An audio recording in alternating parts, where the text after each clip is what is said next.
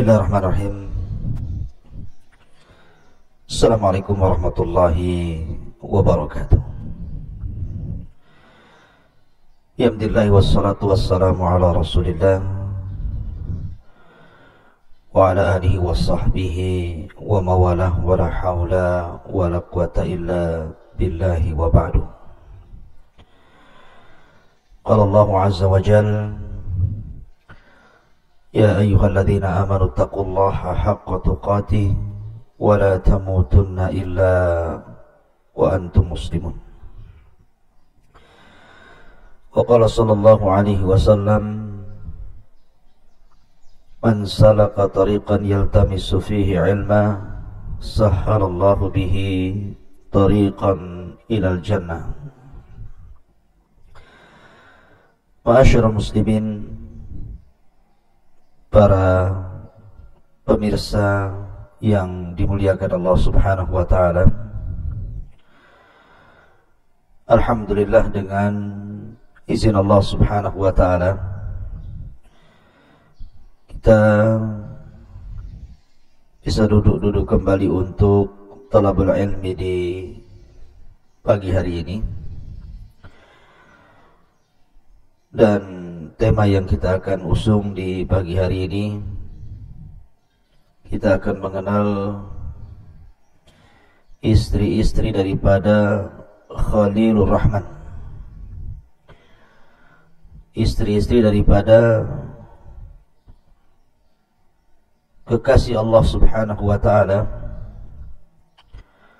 Nabi Allah Ibrahim alaihi salatu wassalam. Ma'asyiral muslimin yang dimuliakan Allah Subhanahu wa taala, kita tahu bahwa Nabi Allah Ibrahim alaihi salatu wassalam memiliki banyak istri. Ada yang mengatakan bahwa istri beliau ada 4, dan yang masyhur adalah 2, Sayyidatus Sarah dan juga Hajar. Inilah yang kita akan bahas di pagi hari ini, siapa sosok wanita yang sangat mulia di balik Ibrahim alaihi salatu wassalam. Ma'asyiral muslimin yang dimuliakan Allah Subhanahu wa taala. Pertama, kita akan mengenal tentang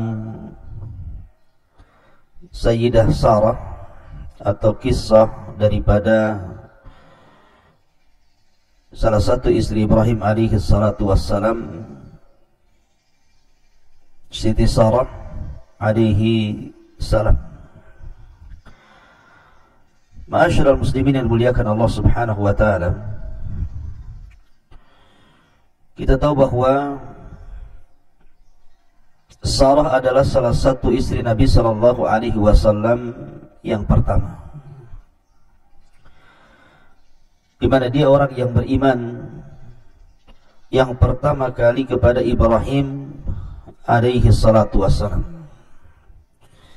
Ketika Allah Subhanahu wa taala mengutus Ibrahim alaihi salatu wassalam menjadi nabi plus juga rasul, maka yang pertama kali beriman adalah istrinya Sarah alaihi salam,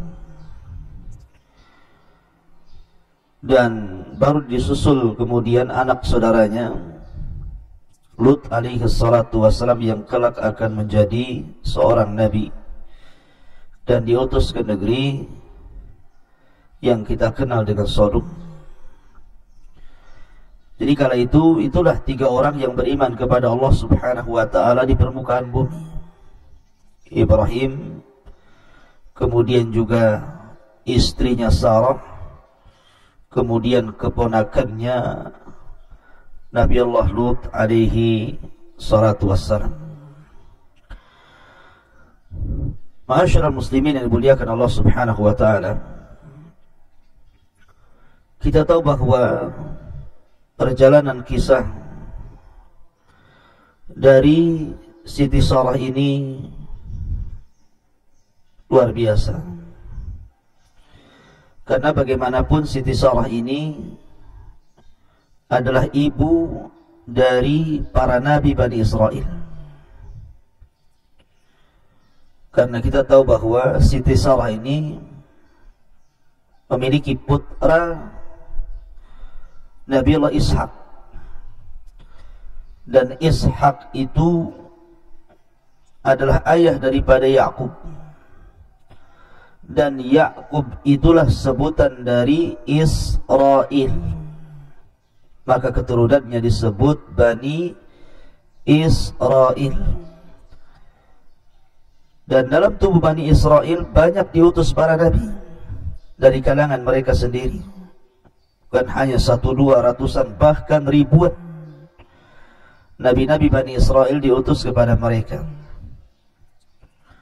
Lah Israel sendiri nisbat kepada Yakub, dan Yakub adalah putra daripada Ishak, dan Ishak adalah putra daripada ibunda Sarah alaihi salam.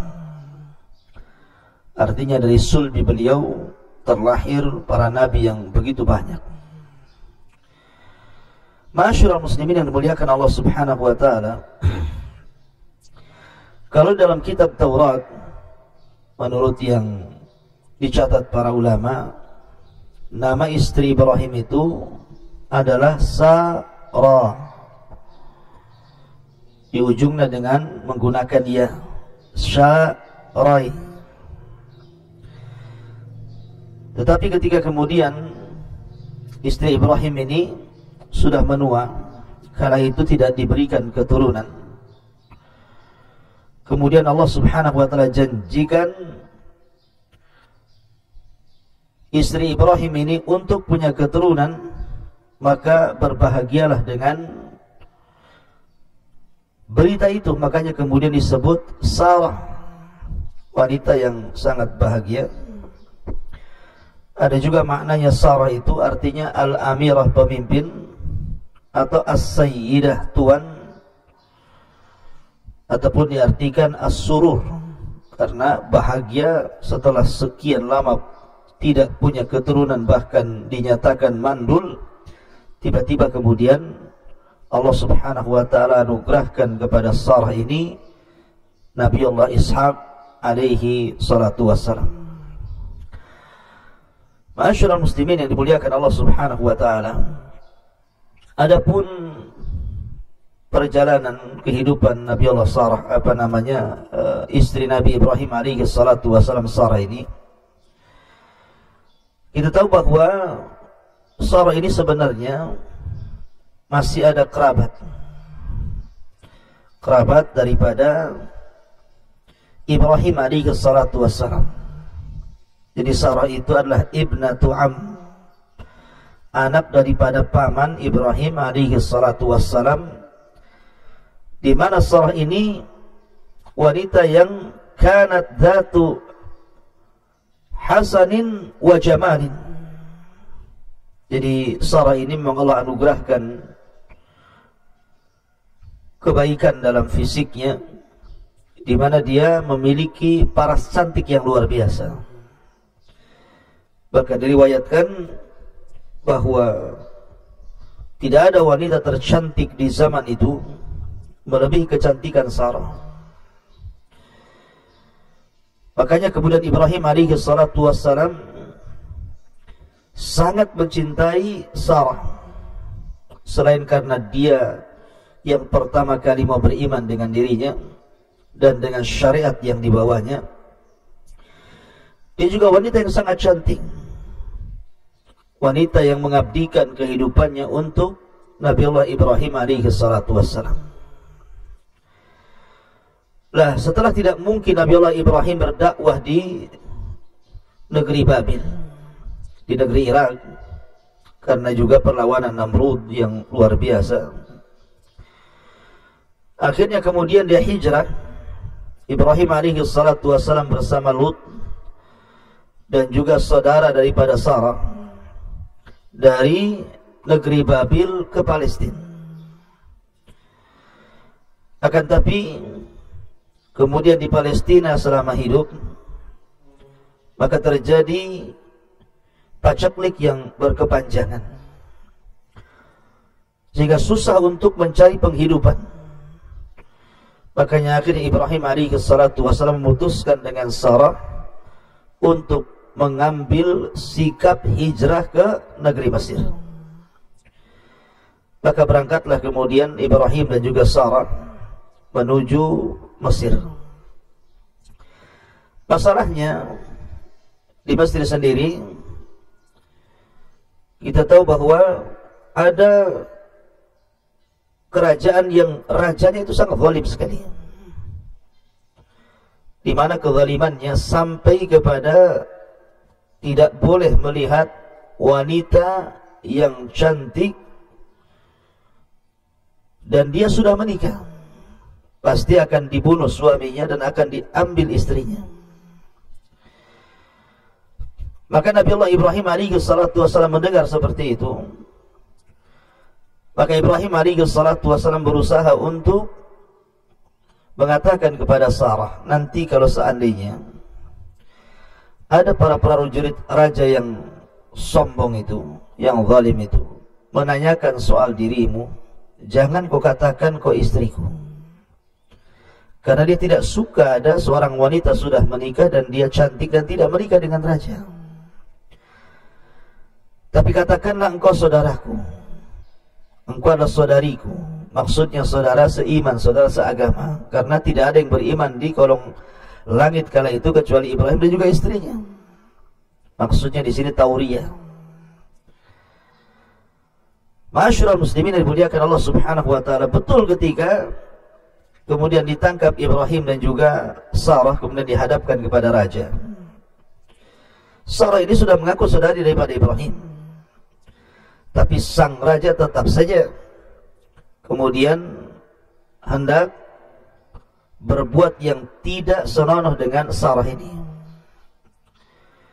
Akhirnya kemudian Ibrahim dan Sarah pun dipisahkan. Maka Ibrahim alaihi salatu wassalam tentunya dia sangat khawatir karena bagaimanapun raja ini zalim. Sementara dia tidak sanggup untuk menolongnya. Makanya Ibrahim alaihi salatu wassalam akhirnya hanya bisa pasrah dan berdoa kepada Allah Subhanahu wa ta'ala. Sementara kisah Sarah di dalam istana, Sarah pun hanya bisa berdoa kepada Allah Subhanahu wa ta'ala. Apa yang bisa dilakukan seorang wanita di hadapan penguasa zalim dengan dikawal para prajurit? Sehingga kala itu tidak ada yang bisa menyelamatkan Sarah kecuali Allah Subhanahu wa ta'ala. Maka Sarah pun kemudian berdoa kepada Allah Subhanahu wa ta'ala. Berdoa kepada Allah Subhanahu wa ta'ala dan mengatakan, Ya Rabb, wahai Tuhanku, sesungguhnya aku hijrah bersama Nabi-Mu dan beriman dengan risalah yang kau emban kepada Nabi-Mu. Kalau seandainya aku beriman dengan itu sebuah amal saleh, maka selamatkanlah diriku dari raja zalim ini. Subhanallah.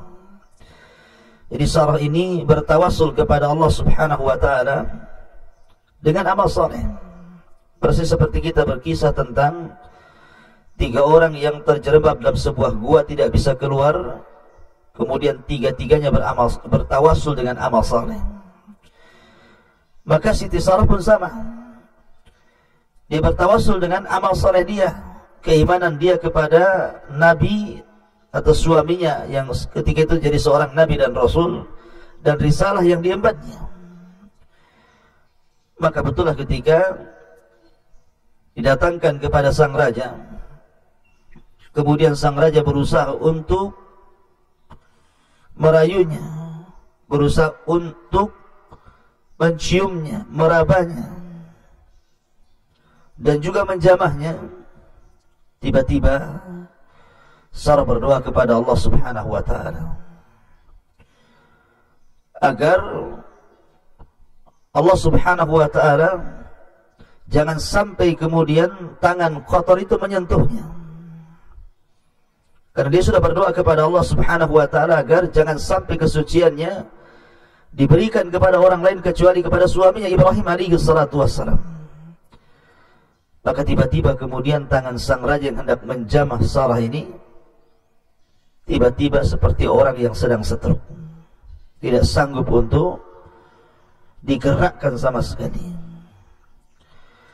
Akhirnya kemudian sang raja pun mengatakan kepada Sarah, ad'illah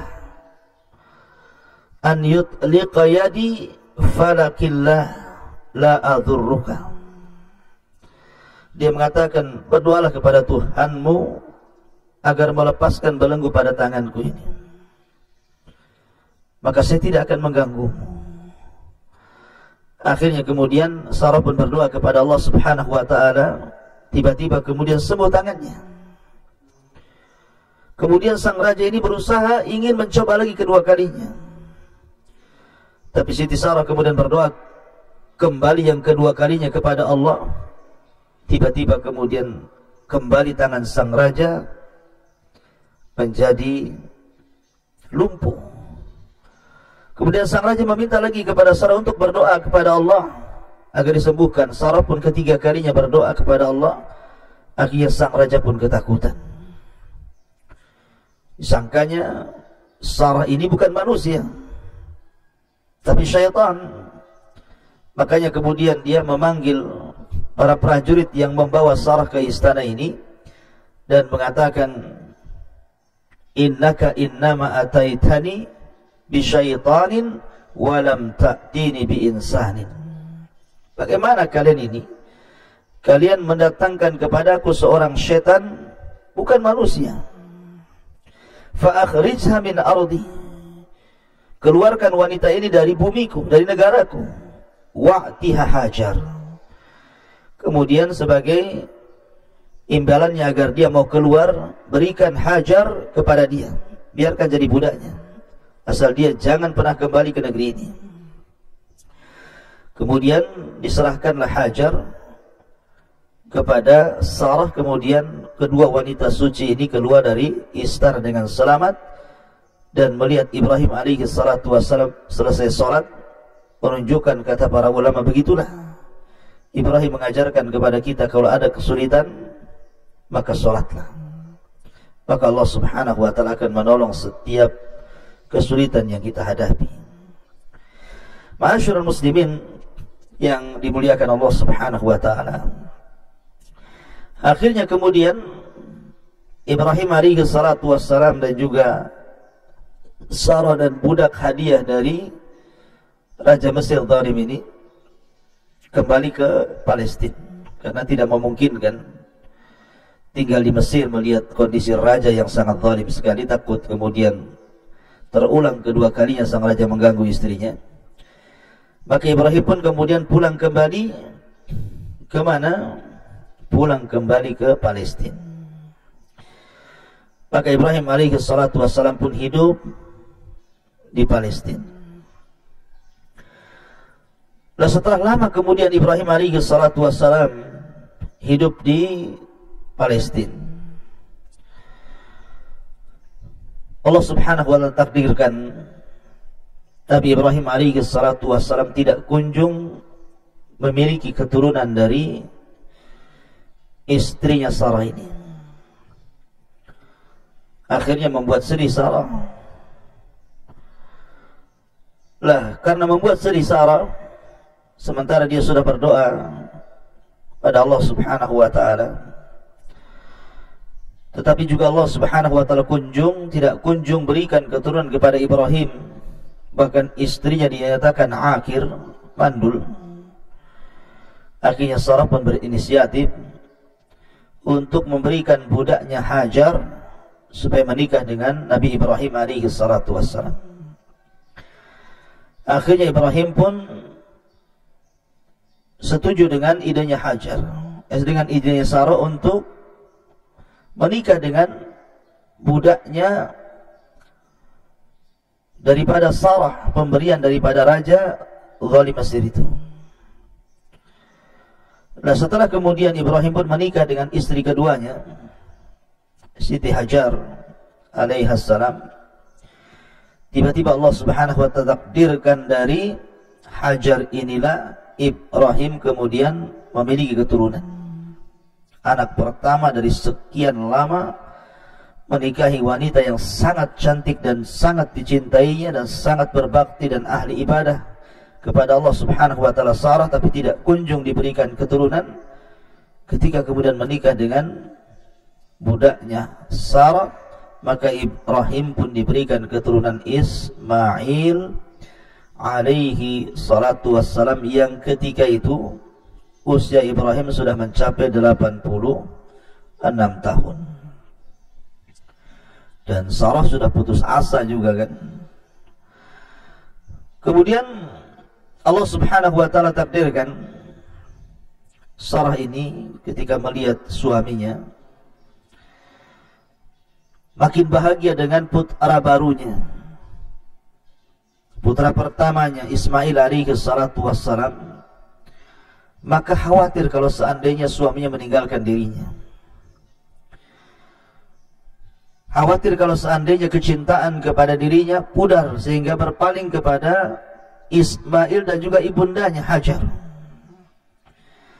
Dari sini kemudian datanglah kecemburuan Sarah, meminta kepada suaminya Ibrahim alaihi salatu wassalam untuk tidak mau melihat madunya dan tidak mau tinggal satu atap. Tentu kecemburuan muncul ini karena takdir Allah subhanahu wa ta'ala, juga hikmah di mana Allah subhanahu wa ta'ala memang sudah punya skenario agar Ibrahim alaihi salatu wassalam membawa Hajar ke negeri Hijaz yang sekarang disebut dengan negeri Mekah. Akan ada sejarah dari Hajar ini, nanti kita akan ceritakan. Tetapi tentu idza aradallahu syai'an ahya asbabah. Allah itu kalau menghendaki sesuatu pasti Allah akan hidupkan sebabnya. Tidak mungkin ujuk-ujuk Ibrahim kemudian membawa Hajar dan Ismail ditinggalkan di negeri yang kering kelontang, kalau bukan karena sebab dan asbab di balik hikmah yang akan saya ceritakan nanti. Singkat cerita, akhirnya Ibrahim pun atas perintah Allah subhanahu wa ta'ala kemudian membawa Hajar ke negeri Hijaz dan Ismail yang ketika itu masih bayi. Ketika kemudian perjalanan yang cukup melelahkan Palestina menuju Hijaz itu kalau ditempuh dengan unta kali itu bisa 1 bulan. Anda bisa bayangkan negeri yang sangat jauh, melintasi gurun pasir, gurun sahaya, lembah, bukit, gunung. Akhirnya sampai jugalah Ibrahim alaihi salatu wassalam dengan Hajar dan juga Ismail biwadin ghairi di zar'in, di sebuah lembah yang tidak ada pohonnya. Makanya Allah subhanahu wa ta'ala berfirman biwadin ghairi di zar'in inda baitikal muharram, di sebuah lembah yang tidak satu pun tumbuh-tumbuhan di situ. Maknanya lembah itu tidak ada air. Sebab kalau ada air pasti ada tumbuhan. Karena tumbuhnya tumbuh-tumbuhan itu karena disirami air. Berarti negeri yang kelak akan diletakkan Ismail dan juga Hajar itu negeri yang sangat kering kelontang, padang Sahara, tidak ada tumbuhan, tidak ada hewan, tidak ada makanan, tidak ada minuman, betul-betul negeri yang sangat kering. Disitulah Ibrahim meletakkan Hajar dan juga putranya Ismail. Akhirnya kemudian setelah Ibrahim alaihi salatu wassalam meletakkan Hajar dan Ismail, atas perintah Allah juga Ibrahim meninggalkan mereka. Coba Anda bisa bayangkan kalau posisi Anda para wanita atau Anda laki-laki seperti Hajar. Saya kira mungkin berpikir dua kali. Tapi Hajar sudah beriman kepada syariat Ibrahim. Dia yakin keputusan suaminya bukan keputusan biasa, tapi keputusan luar biasa, tidak mungkin keluar dari wahyu. Maka walaupun kemudian Hajar memanggil-manggil, ya Ibrahim, ya Ibrahim, kenapa kau tinggalkan kami di sini? Tapi Ibrahim diperintah untuk tidak menjawab dan tidak melihat ke belakang. Bisa bayangkan seorang suami meninggalkan istrinya begitu saja, kemudian dilarang tidak boleh menengok ke belakang. Sesedih apapun Ibrahim meninggalkan keluarganya, apalagi anak yang sangat dicintainya Ismail, tetap dia harus jalankan, karena itu perintah Allah. Apalagi Ibrahim itu kekasih Allah Azza wa Jalla. Setelah jauh dan sudah tidak bisa lagi dilihat oleh Hajar, maka Ibrahim baru kemudian duduk, kemudian salat 2 rakaat. Setelah salat 2 rakaat, dia kemudian memandang daerah yang diletakkan Hajar dan juga Ismail di situ. Disitulah dia berdoa kepada Allah Subhanahu wa taala, Rabbana inni askantu min dzurriyyati biwadin ghairi dzi zar'in 'inda baitikal muharram.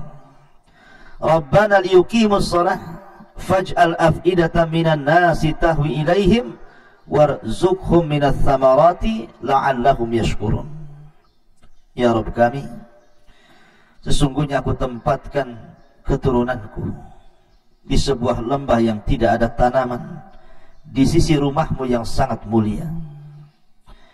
Ya Rabbku, ya Rabb kami, hendaklah mereka mendirikan salat, jadikan hati-hati manusia condong untuk datang ke tempat itu, dan berikanlah rizki kepada mereka dari buah-buahan agar mereka bersyukur. Setelah itu Ibrahim kemudian pulang ke Palestina. Nah, Hajar ini bersama putranya Ismail yang masih bayi hanya diberikan bekal hanya cukup 1-2 hari saja, sehingga ketika lewat 2 hari saja sudah tidak ada lagi minuman yang diminum. Bingunglah Hajar. Dia berdoa kepada Allah Azza wa Jalla agar Allah Subhanahu wa taala berikan rizki dan karunia minuman kepada mereka. Maka berusahalah Hajar pun mencari-cari, dan begitulah doa tidak bisa berjalan kecuali adanya usaha. Berangkatlah Hajar ke bukit yang ada di Safa. Kemudian dilihatnya dari bukit itu ke arah Marwah. Maka dia pun berusaha turun menuju Marwah dengan berlari-lari kecil. Kemudian sampai di Marwah memandang lagi Safa. Kemudian lari lagi sampai akhirnya 7 kali putaran tanpa sadar Hajar ini bolak-balik Safa Marwah untuk mencari air, tapi juga tidak kunjung ditemukan air. Makanya sekarang kemudian menjadi manasik haji atau manasik umrah, salah satunya setelah tawaf adalah sa'i, di mana seseorang berjalan berlari-lari kecil dari bukit Safa ke bukit Marwah. Karena khawatir dengan putranya Ismail, maka dia pun segera mendatangi putranya Ismail. Subhanallah, Allah Subhanahu wa ta'ala ketika itu utus malaikat Jibril untuk menancapkan satu sayapnya di sekitar kaki Ismail alaihi salatu wassalam. Tiba-tiba keluar air yang sangat dahsyat, sumber air yang sangat dahsyat. Maka Ibrahim pun, Hajar pun lantas kemudian dengan bahagianya sambil membuat semacam kolam dengan menggunduk-gundukan tanah di sekitar Zam-Zam itu, sehingga dia mengatakan Zam artinya Zam itu mengumpulkan tanah untuk membuat semacam kolam. Maka air itu kemudian disebut dengan Ma'u Zam-Zam.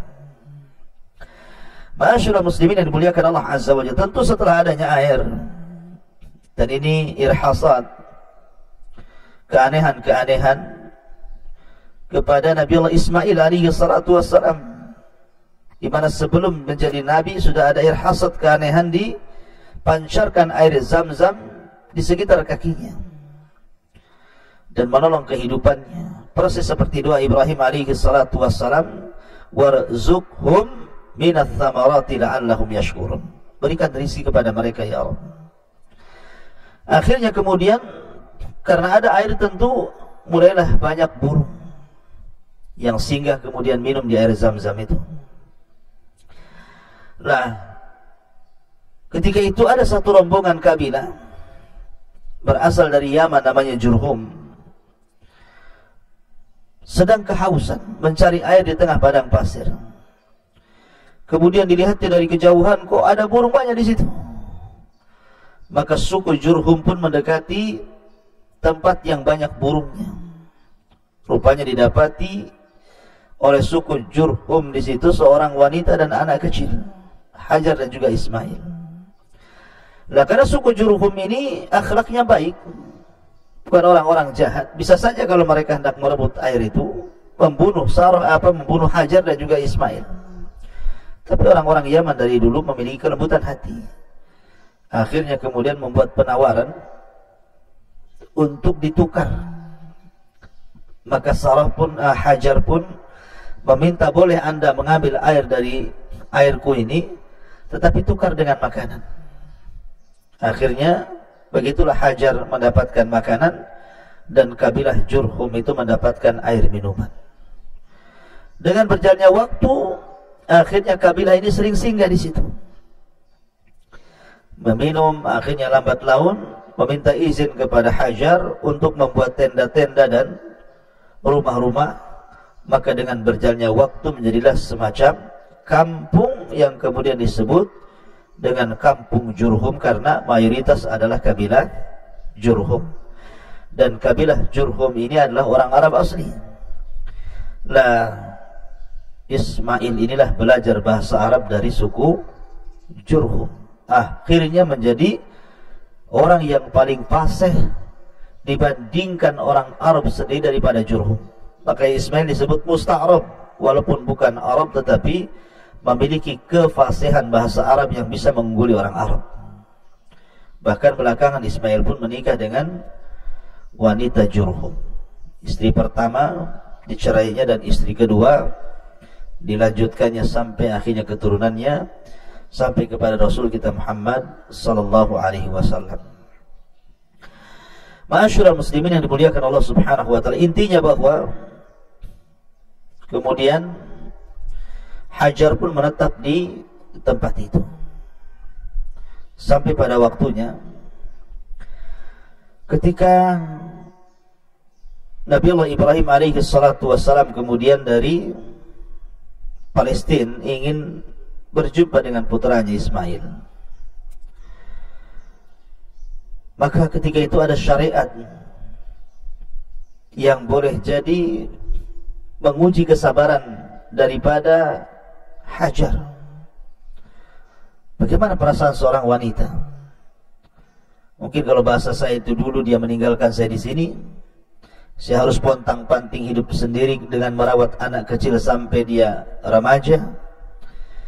Tiba-tiba datang kemudian hendak disembelih, hendak dibunuh mungkin bahasanya. Bagaimana kesabaran seorang wanita diuji seperti itu? Tapi Hajar wanita saleh, dia tahu bahwa ketika Ibrahim menempatkan dia di Hijaz itu bukan karena keinginannya, tapi itu semua karena perintah Allah Subhanahu wa taala.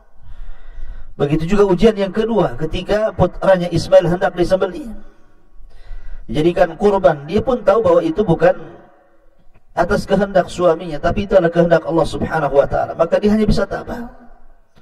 Hanya bisa tabah saja. Dan akhirnya kemudian Allah Subhanahu wa taala berikan mukjizatnya kepada Ibrahim alaihi salatu wasallam dengan tidak jadinya penyembelihan Ismail oleh Ibrahim dan digantinya dengan kambing yang sangat besar. Ma'asyiral muslimin yang dimuliakan Allah Subhanahu wa taala. Akhirnya kemudian Ibrahim pun kembali ke Palestina. Sampai menikah Ismail, Ibrahim juga tidak tahu.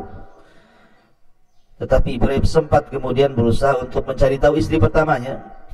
Tetapi kemudian istri pertamanya akhlaknya tidak baik, maka Ibrahim memerintahkan Ismail untuk menceraikannya. Kemudian Ismail menikah lagi dengan wanita Jurhum yang kedua, dan Allah berikan akhlak yang sangat baik. Dari keturunannya lahirlah Rasul sallallahu alaihi wasallam. Maka singkatnya akhirnya Hajar pun meninggal dunia dan Ibrahim tidak tahu. Ibrahim tidak melihat wafatnya Hajar. Ismailah yang kemudian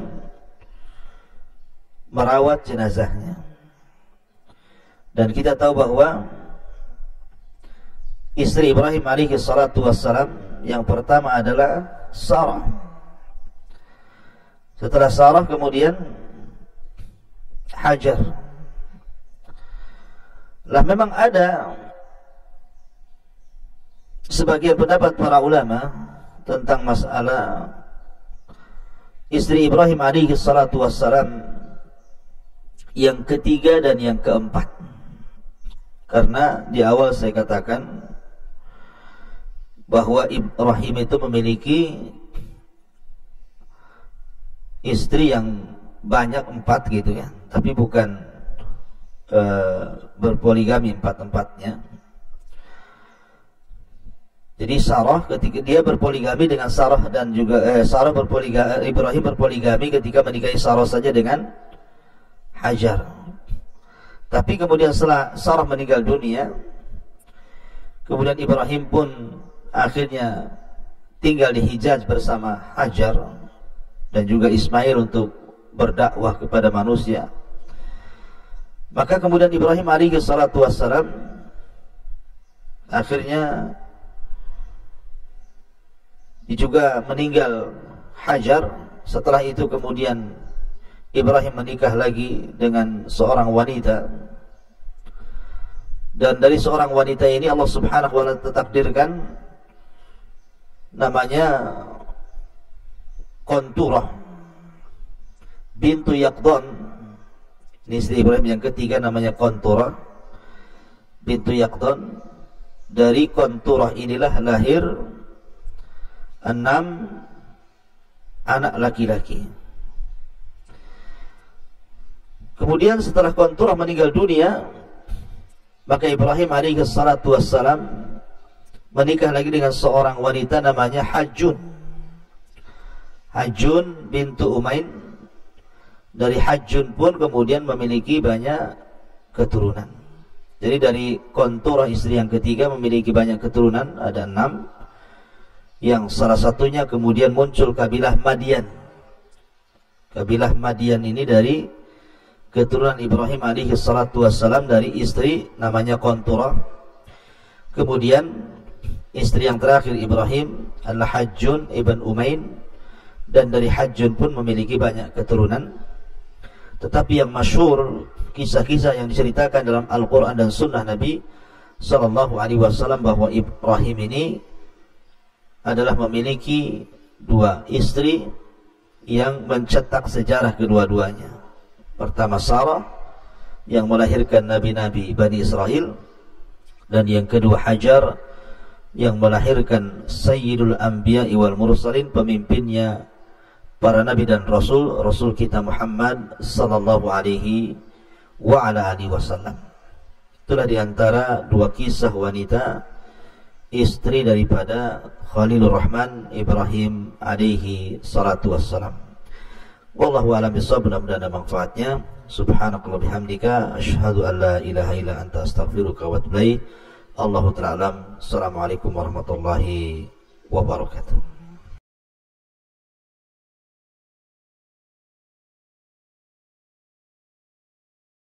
Thank you.